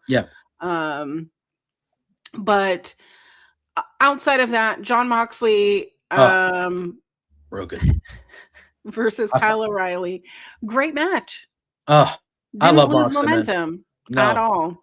No, I thought it was fitting the way it ended too, with Kyle, who had beaten Moxley and almost got Moxley to tap out again last Wednesday with the ankle lock, and he loses to the ankle lock. Yeah, I thought it was just the way it went down. It was tremendous. This was a really, really good. All their matches doesn't tell stories. No. Just the story. See, here's the thing. A lot of wrestling fans are used to stories being told to them by promos and video packages. And AEW does that, but AEW tells stories in the matches. The matches have the stories connected to them as well, which I just think, it's not the same level, that's kind of, But I thought the way it ended was excellent. On Dynamite, that beginning vignette with Will, Kenny, and Moxley coming into frame, and that whole thing they did, oh my God, I was like, that is tremendous. But I love this match. It was one of my favorites of the night. And they haven't had a bad match. They don't have bad matches. Yeah, they haven't had bad match. We'll go through quickly your two men's Owen matches. Will Ospreay defeating Samoa Joe. Right outcome. Only 13 minutes. Almost 14 minutes, but this was my favorite match on the show. It was so good. They did so much with as little as, and you know what I love is that, we saw this also on Dynamite this week, is that Will Ospreay, this is also connected via my husband, so thanks, husband. We talked about this of like, how Will Ospreay coming back and he's like, he wants to change up his style. He hasn't slowed the fuck down. No. However, he's been given a submission move from the Death Riders. And I feel like that's going to come into play somewhere during this Owen. Because Will Ospreay has always been, he uses the hidden blade. What is that? What does he call it? Hidden blade. Oh, it's called the hidden blade. Yeah. Okay. And then he has the other move that like suplex. when he lifts them up and does the spin. I forget what that one's called. Yeah. But he has that one too. But it's like he's changing up so that it doesn't put as much pressure on his neck. Sure. But I think that the submission moves are going to come into play because you can see how the different styles of the Death Riders are being showcased here. I loved how in the beginning of this match, Jon Moxley is outside. He's outside of like where the where the bell ringer is. and like the belt holders, like that little area. Mm-hmm. And you could just see him double fist up in the air, like, yeah, that's my boy, you know, like that's my son. Yeah. But Will Ospreay definitely showcasing that there's going to be a Death Riders versus Ops kind of a feud going on, which love to see that. But on Dynamite, Samoa Joe said he's going away again. He just came back. I love Samoa Joe. He just came back. And then he has this match, which is my favorite match on the show. Awesome. Thank you. That's what it is. Stormbreaker. Yes, he has this match, which is awesome. I knew Will was winning. Who didn't know Will was winning? But like, yeah. And now he's gone again. Damn. Yeah. But yeah. I'm digging everything. Joe's about this busy. Right. He's yeah. Oh my Mike, you just said the same thing I was thinking. Yeah. Look, Joe's busy. He's busy. I get it. Just, dude, during that match, I think I tweeted during that match. I said Samoa Joe's been doing this shit for 20 years, man. Mm-hmm. Just an all-timer of the all-timers. That guy. Like oh my god. He has a great name. Great name too. Great theme. Everything. Yeah, he's just one of the goats. Just one of the goats. I love Samoa Joey. Yeah, that was excellent. And the next one was good too. Yeah, it was Swerve versus Bandito, which was a different kind of style match, but it was in the same font kind of thing of let's keep this going. Swerve, my God. My freaking God. This man, I mean, he bulked up. Yep. But he's still moving like he doesn't do exactly. Cruiserweight. Yeah. I think we all know the finals is going to be Will and Swerve. It's going to be those two, yeah. For sure. This was another really good match. I love Bandito, man. Last year, you could have made a strong argument that he was the best wrestler of the year. He hasn't stopped. He's still great. I know he is Ring of Honor World Champion as well. Still, and at least in AEW, I wouldn't hate them bringing Brodito back and throwing them in the tag team. I love them both as singles guys, but I feel like they both lose more matches than they win as singles guys. Yeah. And like, because Bandito's great. He's one of the best wrestlers in the world, but I feel like every singles match he's in, at least in AEW, obviously he's the champion of Ring of Honor. So Brody just won his match. But Brody won this match, but guess what? Brody's going to lose to Swerve next time. Yeah, he's going to lose. You know what I mean? And that's fine. That's fine. But like Brody wins big matches to lose bigger matches. That's what Brody does. He squashed Max to actually lose the championship match. You know, there was a point. King Davion saying that Swerve went on Bandito's shoulders. Awesome, and then kicked him. How the fuck did he do that? It's just next level, man. Next level. He's unbelievable. I don't know. I'm like, if you've ever wanted to see like two athletes at their fucking prime, I don't know what to tell you. Go watch that match. Yeah, it was very good. And I love the way they did it because it went right into it. Like it went like the Joe Will match ended and it was just like boom, right next into the Owen. You know, like it was I liked the way they did. The pacing of this show was also very good. Absolutely. This also didn't feel like, we're towards the end of the pay-per-view. I was like, okay, keep coming. Keep going. These are great matches. It didn't, oddly enough, for as many people that complain about the length of AEW pay-per-views, I feel like I didn't see as much of that during this one because it didn't feel like it was a 4.5 hour pay-per-view. Because everything was so fucking good. Everything just like one after the other. Yeah. Really in their pocket. But that vertebreaker at the end to pin Bandito, I think was just chef's kiss. Icing on the cherry on top. The cherry on top, that is for sure. And it was really like such a good segue into the women's 4-way because like Tekla, Shida, Jamie Hayter, Chris Statlander. Like, we're seeing the disintegration of Chris Statlander and Shida, and I have a bone to pick with that, by the way. Okay, go ahead. The floor is yours. First and foremost, really like this match. This was a very good 4-way. Love all the women in it. Tekla fucking Jamie rules. Hayter can hit me with her fucking haterade every single fucking day of this year, and I will ask for more because holy shit. Yep. Okay. Uh-huh. Now I understand the Sheeter and Statlander thing. Okay. Statlander looked like she was going to win the match. Sheeta hits her with the kendo stick to prevent the pinfall. Correct. Okay. And then they basically use that moment as the moment that they're calling the heel turn. I knew you were and I'm sitting here going, is she supposed to let her win? She's in the match. It's a 4-way, which makes anything goes. Right. Statlander is literally about to win the title. She hit her move. She's going to win the title. What is Sheeta supposed to just shove Statlander off the pin? Okay. I didn't see somebody turning on her friend. I saw somebody trying to win a match that they're in. Justice for Sheeta. Like, Sheeta best around. Come on. Other than that, great. Sheeta has a Falcon Arrow that would make Seth Rollins weep because, oh my God. It is just like this seamless. It looks very beautiful when it's executing, but looks devastating once it's initiated because, oh my, she did it on Jamie Hayter, and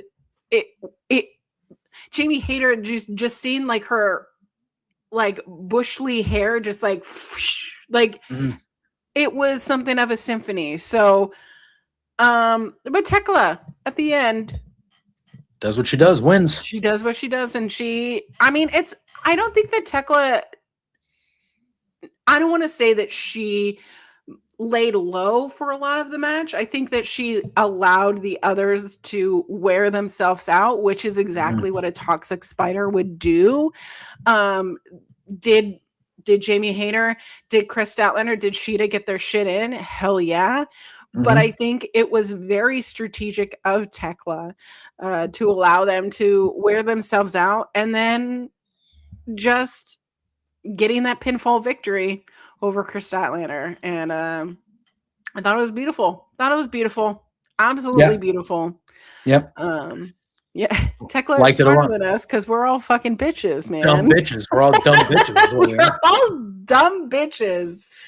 I love her. They need to let her talk more. Absolutely. And the children love her. So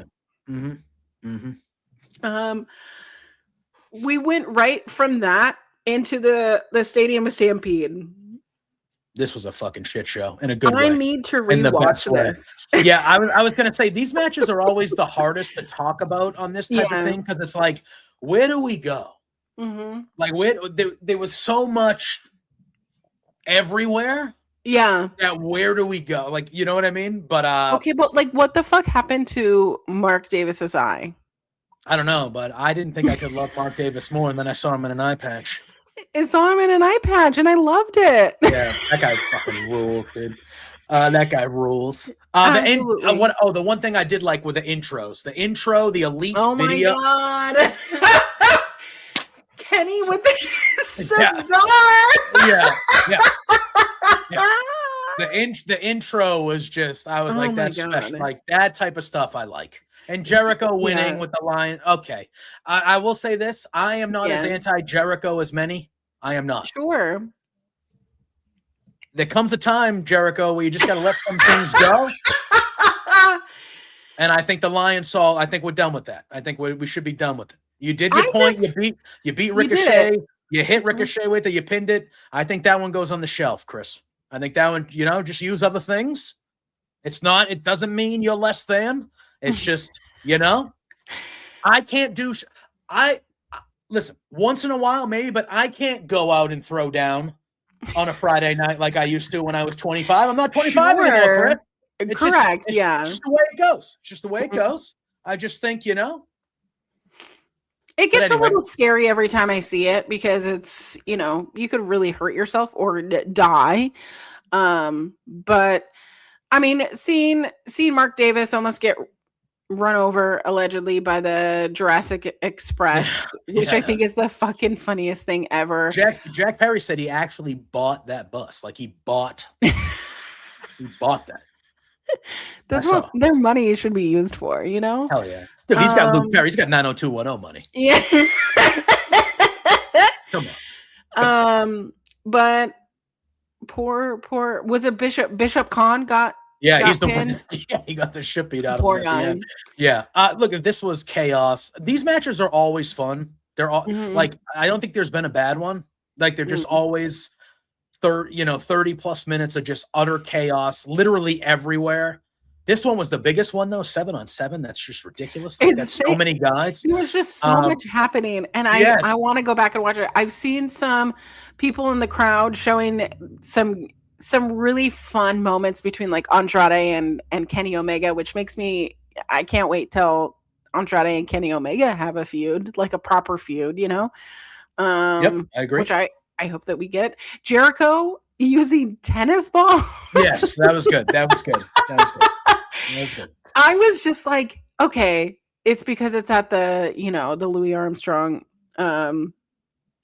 arena, which is, that place looked great, by the way. I thought that was a very cool looking venue. Yeah. Yeah. So the tennis racket, we had a Luther, harken back to the name of the person that I will never acknowledge. We have beef, right? Wait, who? Well, no, I don't. What is this? What are we talking about?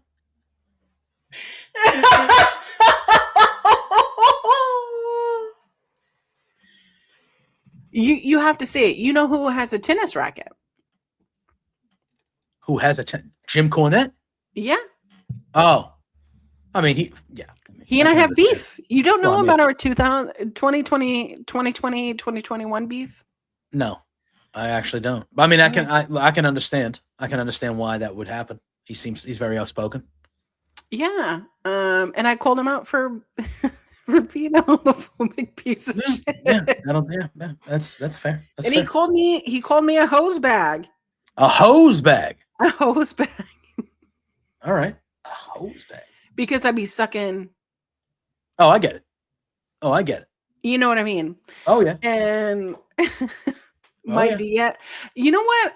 You know what is funny about that man and his audience is that he swears that like he doesn't co-sign like bad behavior, right? He says, I don't weaponize my audience. This motherfucker had when he quote tweeted me, called me a hose bag, and then a fat lippy douche. It's pretty good.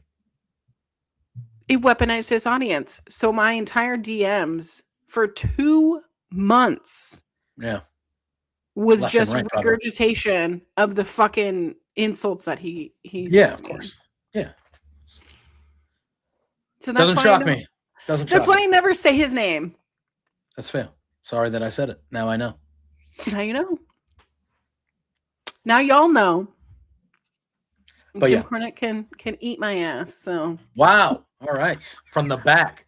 From the back. Anyway. Sorry. I don't mean to be graphic, but like, come on. That's really fucking shitty to do. Yeah. I didn't at him. He vanity tweeted himself. There you go. So I was calling him out for homophobia. There you go. Yeah, you don't do that. Anyways, main event time, Darby versus MJF, probably one of the best MJF matches that I've enjoyed. That says a lot because he really doesn't have. He's had some really great matches, but this was just again once the main event. It was like, oh, it's main event time. It's main event time. Yep. And it didn't disappoint. What did you think of the main event? Loved it. Loved it. I thought it was really good. I thought, again, just what a way. Darby's title reign is just an all-timer. Just an all-timer. I know this is where it ended, but just another great match for Darby. Darby just continued to really just shut a lot of people up with this title reign. Yeah. I kind of knew it was going to be a short title reign. I expected Max to win this match, even with the stipulation of him being bald, even though that would have been a hoot of a time. So fucking that would have been funny. A hoot of a time. But I thought this was great. The headlock takeover, sticking with that as the gimmick to end it for MJF. There were the dive that Darby took off the whatever he was off of was just a ridiculous spot. And I know you're not the biggest MJF fan, but it's just he's a generational talent. I have to tell you. Guy. So I got in a conversation with my husband about the top three AEW champions. I think your three were right. I just have them in a different order. I have MJF in my fucking top three. Yeah, I think that's standard though. I think that should be. Listen.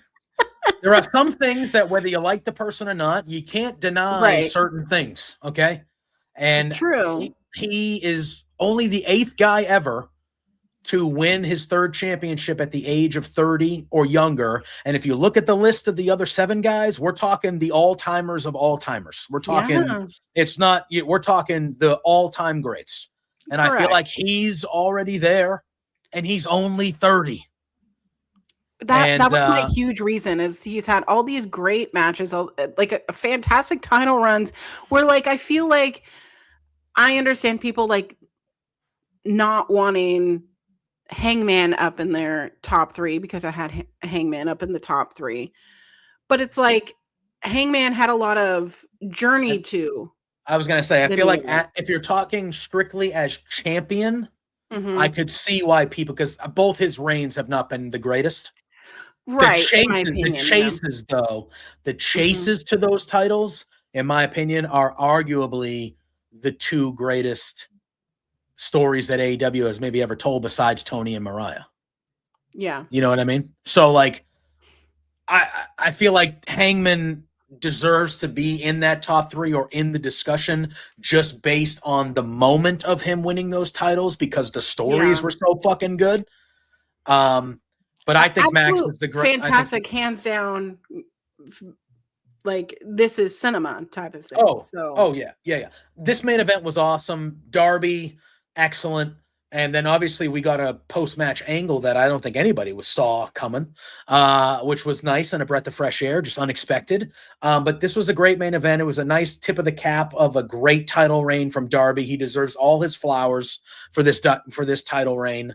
I think it's an all-time title reign. I think maybe not top 3 champions ever, but I think if you're talking about actual title reigns, I think it's in that discussion for sure. Absolutely. And MJF takes his spot right at the top of the card again, at the top of the mantle, because that's what he is. He is the better than all of us, and he knows it, and we know it. He is better than all of us. Oh, that's what. I hate that, but he really is. And I will say the one thing I do appreciate about MJF is all the times that he's been champion, there's always multiple guys going for his belt. It's not just, there's always, because now we saw on Wednesday, it was Roosh, and then it was Andrade still wants it. You still have, there's just multiple guys that always go after him because he's a piece of shit and nobody likes him, like in kayfabe, right? So like, there's always multiple guys that are going after him, and I do appreciate that because I feel like too many times you have a champion and it's just whoever they're feuding with is the one guy that's interested in the world champion. It's like, well, there's probably a dozen guys that are actually interested in the world championship. So I think AEW does a good job about, especially when Max is the guy, but absolutely. I think that is a possibility, Mike. I think 2 things I'm pretty certain about when it comes to that. I think that'll be the world title match, and I think that Speedball Mike Bailey will be beating Kevin Knight for the TNT title. in his hometown. Okay, but can I just say, I was not expecting Kevin Knight. Yeah, that was good shit. To turn heel yeah. that early. Because we had seen little glimmers of it leading up to this pay-per-view. And it was like, okay. We see his influence from Swerve. Mm-hmm. I did not expect him to do a fucking double drop kick or whatever on a Darby on a fucking stretcher. Yep. After he hit the his move there from the top rope. Mm-hmm. Yeah, this was again, I expected Kevin Knight to turn on Speedball at some point, but I didn't think it would go this route with kind of the Darby. Now, at the end of the Dynamite not this week, but last week, the one in Portland, Maine that I was able to be at, it was Kevin Knight that cut that big promo towards Darby after the title match with Speedball, where he said, you got to do it for AEW. You got to do it for us. You got to, Max can't be the champ. So I understand that angle of it. But it was very shocking. It was very shocking. He runs out and I'm just like, Kevin Knight. All right. So he runs out and then he literally chases Max the longest way to not catch him you ever could. He literally, just not even close. Not even at 1 second was he close to catching Max. That's how bad the angle that he took was. But Mike's out here saying the things that I'm thinking. He did want him. Correct. That's factually correct. That is factually correct. Can't lose. But I liked it, and I thought the promo that he cut on Dynamite was fucking good. Kevin Knight, I thought he was good. The way he ragged on the Philly crowd, and he turned it. His reasoning was solid. And then they did the Speedball segment. The dude's a star, man. And unexpected, but I liked it. I like a good hot angle to close the show. And you give us that type of pay-per-view, and then you leave us with the cliffhanger of a thing like that. You wanted to tune in on Wednesday and hear Kevin Knight's explanation. Absolutely. Yeah. And so I loved it. I thought it was a nice cherry on top, as we said a few times today, of the pay-per-view. And I think the entire show was kind of the cherry on top, which leads me into, as we are approaching that 2 p.m. Eastern start time, 11 a.m. You got a world title match. Pacific. Cody's starting this show. Cody is starting the freaking show. Yeah. So we have 5 matches. Well, it's 5. It's 5 matches. Okay, but are we gonna? Okay. Wait, what am I saying? Clash in Italy. Yes. Something in Italy. What? Why is this not coming up? Why is it not coming up? Oh, there we go. It should. Yeah. 5 matches, 4 title matches. Okay, but is Jacob Fatu cleared? As of right now, I don't think they announced he's not in the match. At least they have not announced it. So we do have 5 matches, opening with Cody Rhodes versus Gunther. I don't see Cody losing it yet. However, why are we doing Gunther so quickly? Because Cody has no more challengers on SmackDown because he's beaten everybody. Then does Gunther win? Listen, if I had the pencil, I would have like 3 championships changing hands today. Both world titles. Oh, shit. Yeah. But I think Gunther should win, but I don't think Gunther is going to win, sadly. I think Cody will retain. And I think Gunther does take the belt from Cody. I'm not sure it happens today. So, but I think Gunther should win, though. So the first 2 matches are free on ESPN. 3 matches on the main card are costing $30 unless you use NordVPN code Fightful. There you go. And you can watch it on Netflix. Yes, you can. Like me. For a lot cheaper. I watch it on Netflix. I'm not paying another fucking subscription service, okay? I already do MLB so that I can see my Mariners. We haven't even talked about them. They're on a nice little hot streak right now. It's been really nice to see that. Yep. I already watch my Mariners play for $100 a year. You need to just get T-Mobile because you can get it for free if you have T-Mobile. I do have T-Mobile. If you have T-Mobile, then every year you can sign up for free for MLB TV. What? Yeah, that's one of the best parts about having T-Mobile. They give you like a 4-day window right before the season starts, and you go on to their T-Mobile Tuesdays app where they give away shit, and you can sign up and you get the free year of MLB TV to watch all your games. Okay, remind me next year, okay? Okay, yeah. Thanks. But yeah, Cody should lose the belt there. I don't think I think he should. Yeah, and I'm a Cody guy. I know you like Cody too. I'm a Cody, but like he's becoming he's still over as hell, obviously. But to me, it's becoming a little bit stale. It's becoming a little bit stale because he really has done everything on Smack. Like he's done everything.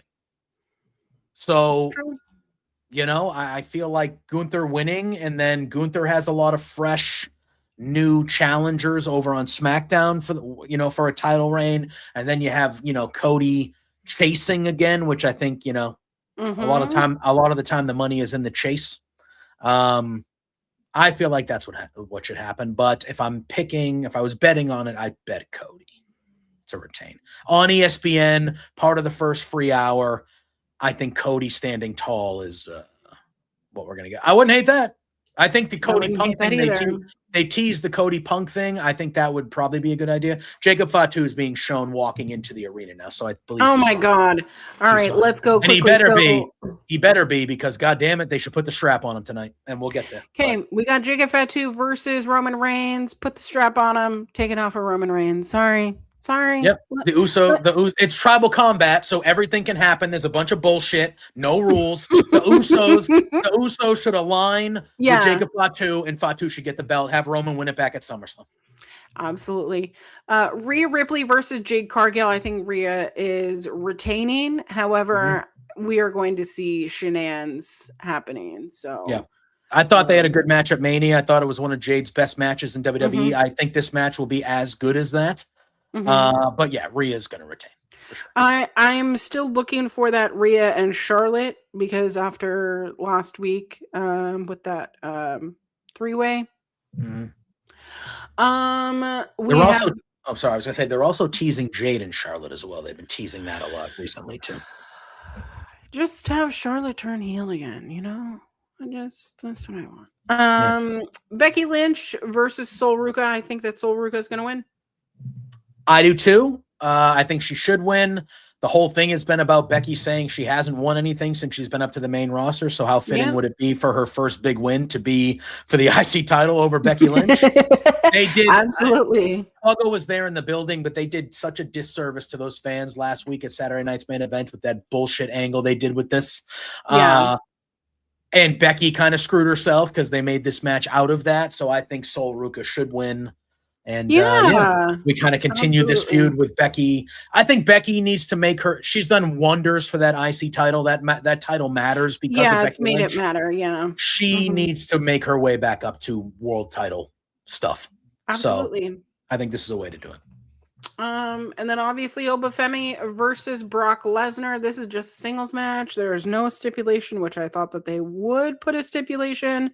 I'm not the most interested in a Brock Lesnar returning after he seemingly retired. I think we're splooging a little too early here. I thought the match at Mania was perfect. I thought it went the way it was supposed to go. The guy who won.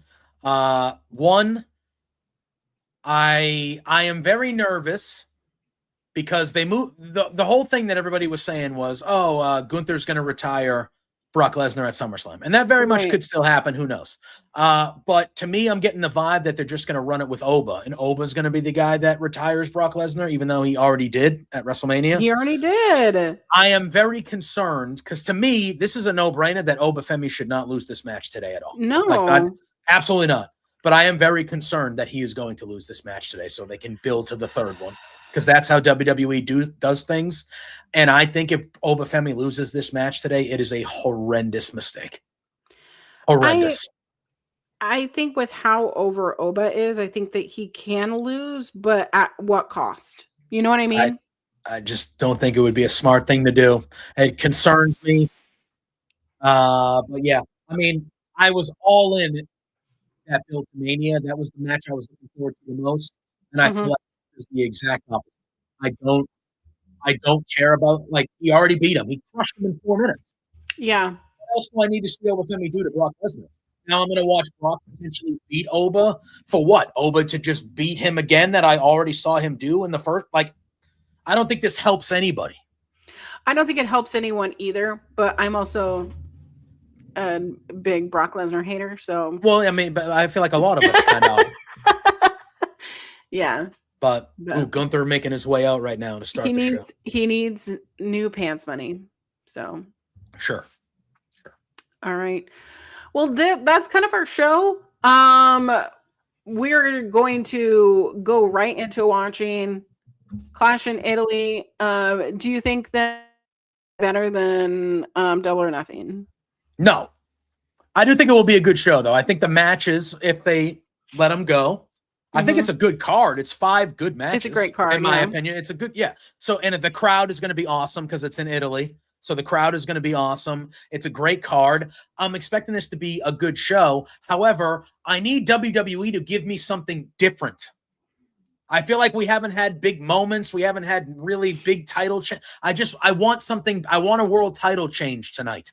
Like, I want one of them. Like, I need something. I want that too. I don't want it to be safe. I don't want it to be same old shit that you've been giving me. Like, give me something new. That's what I want. But I do think the show will be enjoyable.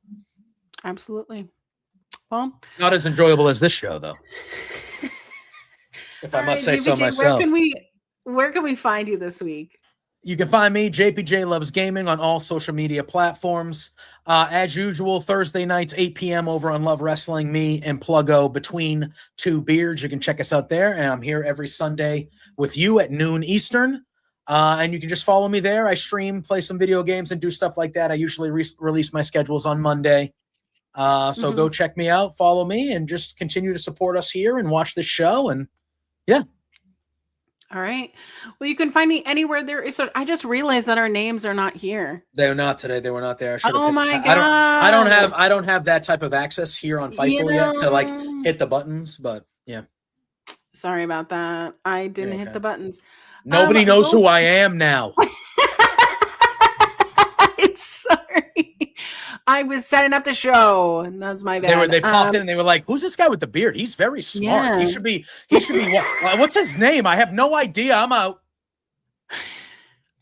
All right. Well, you can find me _queer auntie anywhere there is social media. It's going to be a very slow week because guess what? You officially you have to be out, right? You have to be out now in like 5 days. Yeah. That's why it's very echoey in here, by the way, because I'm packing up my computer today. Like after this call, after all of this, probably later tonight. I'm packing up my computer and heading over there to set up my computer because we have to be out of here in 5 days. Oh boy. So next week, we're gonna be from New Digs. New Digs. You have to tell me how to situate things, but go follow me on all social media. Show some love. Give me some motivation so that I don't put my head through a fucking wall. And like this video. Hi, hello, you are on Fightful Overbooked, where you get many shows like In the Weeds, very successful show, Monday through Friday. You got Jeremy Lambert. You got Joel Pearl, who I just found out was in a fucking touring band before the pandemic. You didn't know that? I had no idea. Didn't know. Yeah. You didn't know about my friend. He did some like cruise ships and stuff. Yeah, crazy guy. Yeah. And SP3 rounding out the crew there. You also have Coexisting with Rob and Maggie. They did their prediction stuff for Clash in Italy, and it was pretty interesting. So I like hearing other people's perspective. But if you like us going coast to coast, let us know down in the comments down below. Like, share, subscribe, so we know that you like the show. And what is something that I should send off this week as we jump into Pride Month? Oh yeah, yeah. Cheers. What age frame did you live over here? Most of my 20s. Did you ever make it to Provincetown? I didn't. Pride, like all. They obviously Pride Month, but you never met. Oh, but boy. Province is like the mecca on the East Coast. So yeah, I went to New York City Pride, which I got a little bit too drunk. Most prides I get schwasty. You threw on a good one. That's what I call it. You threw on a good one. I definitely threw up in a trash can and rallied. So puke and rally. That's what you gotta do. That's puke and rally. Yeah, puke and rally. Listen, sometimes you gotta make an MVP type play. All right, and absolutely. It is what. If the party ain't over, it ain't over for you. So.